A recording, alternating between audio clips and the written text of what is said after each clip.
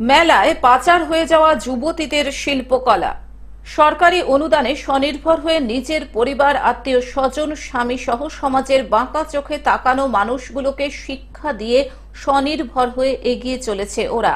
Jasmine, Rexona, Saraswati, আলো, কৃষ্ণা কেউ ঘর ছেড়েছিল ভালোবাসার টানে, আবার কেউ প্রলোভনের শিকার হয়ে স্বামী ছেড়ে গিয়েছিল, আবার কারোর স্বামী ভিন রাজ্যে নিয়ে গিয়ে স্ত্রীকে বিক্রি করে দিয়েছিল, আবার কেউ পাচার হয়ে গিয়েছিল।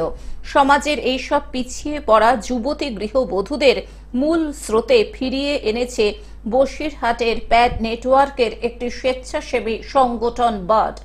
সীমান্ত থেকে সুন্দরবনের 147 জনকে নিয়ে তারা দিনরাত কাজ করে চলেছেন।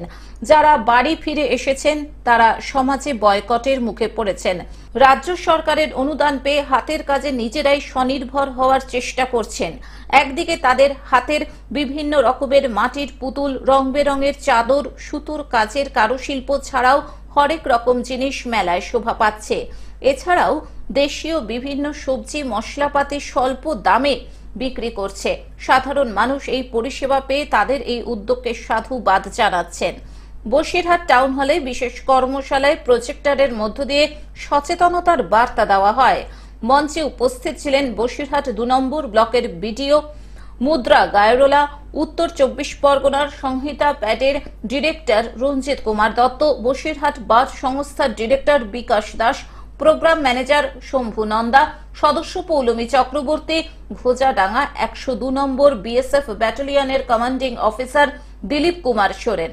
উত্তর 24 পরগনা জেলার 147 জন ভিকটিমদের নিয়ে একটা গোষ্ঠী তৈরি করে তাদেরকে রীতিমতো প্রশিক্ষণ দিয়ে মূল স্রোতে ফিরিয়ে স্বনির্ভর করা হচ্ছে। তাদের শিল্পকলা ইতিমধ্যে সরকারি ও বেসরকারি বিভিন্ন মেলায় শোভা পাচ্ছে।